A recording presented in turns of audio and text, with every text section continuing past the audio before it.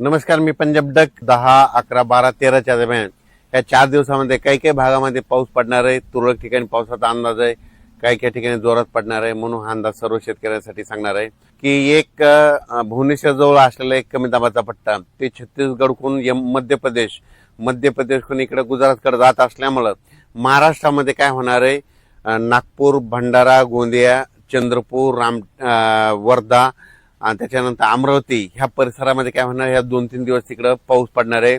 म्हणून पूर्व विदर्भातल्या त्या 6 जिल्ह्यातल्या शेतकऱ्यांनी अंदाज लक्षात घ्यायचा. म्हणजे पूर्व विदर्भामध्ये 6 जिल्ह्यामध्ये 10, 11, 12, 13 तारखेपर्यंत पावसाचा अंदाज आहे. म्हणून हा त्यांनी शेतकऱ्यांनी अंदाज लक्षात घ्यायचा. तसेच 9, 10, 11, 12, 13च्या दरम्यान महाराष्ट्रात देखील तुम्हाला सांगू इच्छितो, मराठवाड्यात देखील परभणी जिल्हा, लातूर जिल्हा, बीड जिल्हा, जालना जिल्हा, संभाजीनगर, त्याच्यानंतर हिंगोली, नांदेड या जिल्ह्यामध्ये काय होणार आहे, खूप काय मोठा पाऊस पडणार नाही. दुपारपर्यंत ऊन पडेल, पण ह्या 4-5 दिवसामध्ये काय होणार आहे, तुरळक ठिकाणी विखुरलेल्या स्वरूपाचा पावसाचा अंदाज आहे. म्हणून परभणी, लातूर, बीड, धाराशिव, जालना, संभाजीनगर, हिंगोली ह्या शेतकऱ्यांनी अंदाज लक्षात घ्यायचा. त्याच्यानंतर राज्यात आपण उत्तर कोकणपट्टीकडे वळू तर कोकणपट्टीकडे मात्र आज 9 ऑगस्ट पासून ते 14-15 ऑगस्ट पर्यंत तिकडे मात्र पाऊस सरी थोडा चालूच राहील. म्हणून हा अंदाज सर्व शेतकऱ्यांना लक्षात घ्यायचा.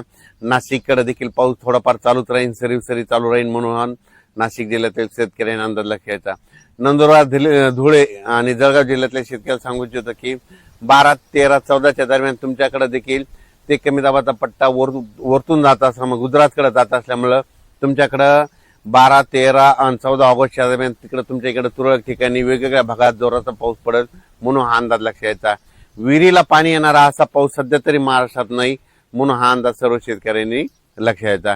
त्याच्यानंतर इकडं अहिल्यानगरकडे देखील, अहिल्यानगरच्या सर्व जिल्ह्यात सगळीकडे जोराचा पाऊस पडणार नाही, फक्त विखुरलेल्या स्वरूपाचाच पाऊस असणार आहे. म्हणून हा अहिल्यानगरच्या संपूर्ण जिल्ह्यातल्या, तालुक्यातल्या, शहरातल्या, गावातल्या लोकांनी हा अंदाज लक्षात घ्यायचा. त्याच्यानंतर पुणे, सातारा, सांगली, सोलापूर, कोल्हापूर त्या पश्चिम महाराष्ट्रात देखील काय होणार आहे, सरीत राहणार आहे. तुरळक ठिकाणी विखुरलेल्या स्वरूपात आणखी 9, 10, 11, 12, 13 ऑगस्ट पर्यंत पाऊस राहणार आहे.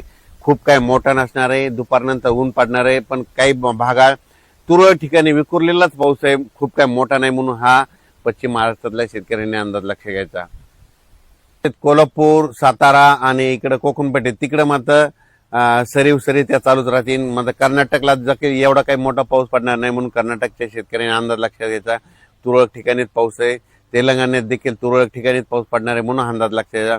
फक्त एक कमी दाबाचा पट्टा भुवनेश्वरहून आपलं इकडे मध्य प्रदेशकडे जात असल्यामुळं विदर्भातच पाऊस पडणार आहे. ते पूर्व विदर्भात मग वर्धा, नागपूर, भंडारा, गोंदिया, चंद्रपूर, त्याच्यानंतर यवतमाळचा काही भाग आणि अमरावती, त्याच्यानंतर मोर्शी असं करत करत परतवाडा, इकडं जळगाव, जामोद, इकडं जळगाव, रावेर, धुळे, नंदुरबार ह्या पट्ट्यामध्ये जात असल्यामुळे ह्यामध्ये 11, 12, 13च्या दरम्यान तिकडल्या भागातच म्हणजे मध्य प्रदेशच्या बाजून महाराष्ट्र जे लगतचे जिल्हे, तालुके येतात त्या शेजारच्या तालुक्यामध्ये पाऊस पडणार आहे. म्हणून हा अंदाज लक्षात आहे. संपूर्ण महाराष्ट्रात काही सर्वदूर पाऊस पडणार नाही, विखुरलेल्या स्वरूपाचा पडणार आहे. दिवसा ऊन पडल, वारं सुटल. म्हणून हा अंदाज लक्षात येतं. आणि मात्र महाराष्ट्रात मात्र सप्टेंबर, ऑक्टोबर मध्ये मात्र सप्टेंबरच्या पहिल्या आठवड्यात मात्र महाराष्ट्रात विहिरीला पाणी येईल असा पाऊस पडणार आहे. पुन्हा मात्र धरण क्षेत्रात वाढ होणारा पाऊस, परतीचाच पाऊस असणार आहे. म्हणून हा अंदाज सर्व शेतकऱ्यांना लक्षात घ्यायचा. त्याच्यानंतर 15, 16, 17 ऑगस्टच्या दरम्यान एकदा राज्यात पाऊस आहे, पण ते सर्वदूर नाही. ते पण काय होणार आहे, पुन्हा एक कमी दाबाचा पट्टा तयार होणार आहे. ते काय होणार, परत ते काय होणार, भुवनेश्वरून छत्तीसगडहून मध्य प्रदेशकडून तिकडं उत्तराखंडकडे जाईल. मग उत्तराखंडकडे जात असल्यामुळं महाराष्ट्रात फक्त वर्धा, नागपूर, भंडारा, गोंदिया त्या परिसरात तिकडे जोराचा पाऊस पडेल. आणि तिकडे पाऊस पडत असल्यामुळं महाराष्ट्रात फक्त सरी तुरळक ठिकाणी 15, 16, 17 ऑगस्टच्या दरम्यान विखुरलेल्या स्वरूपाचा पाऊस पडणार आहे. असा मोठा पडणार नाही. म्हणून अंदाज लक्षात घ्यायचा. फक्त मात्र विदर्भात, पूर्व विदर्भात ते पाऊस असणार आहे. म्हणून पूर्व विदर्भातल्या शेतकऱ्यांनी अंदाज लक्षात घेऊन आपण आपल्या शेतीची कामे करायची. मी पहिल्यापासूनच आणखीन एक अंदाज सांगतो. मी म्हटलं तर सांगत होतो की जून मध्ये कमी राहील, जुलैमध्ये जास्त, ऑगस्टला कमी आणि सप्टेंबर, ऑक्टोबर परतीचा पाऊस जास्त पडणार आहे. 13 नोव्हेंबरला थंडी येणार आहे. म्हणून हे अंदाज दरवर्षी शेतकऱ्यांनी यावर्षीचा अंदाज सर्व शेतकऱ्यांनी लक्षात घ्यायचा. यावर्षी सप्टेंबर ऑक्टोबर मध्ये जास्त पाऊस पडणार आहे. म्हणजे ऑगस्ट संपताना जे वातावरण चेंज होईल आणि सप्टेंबरच्या पहिल्या आठवड्यात चांगला जोराचा पाऊस असणार आहे आणि ते राज्यभर सगळीकडेच पडणार आहे.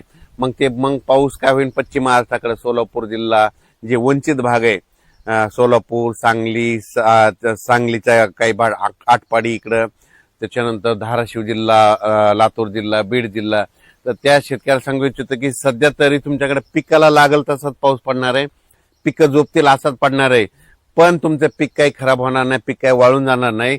मात्र सप्टेंबर मधला पाऊस मात्र तुम्हाला सरासरी भरून काढणार आहे. म्हणून सोलापूर जिल्हा, लातूर जिल्हा, बीड जिल्हा, त्याच्यानंतर इकडं अहिल्यानगर जिल्हा, त्याच्यानंतर सांगली जिल्हा ह्या शेतकऱ्यांनी अंदाज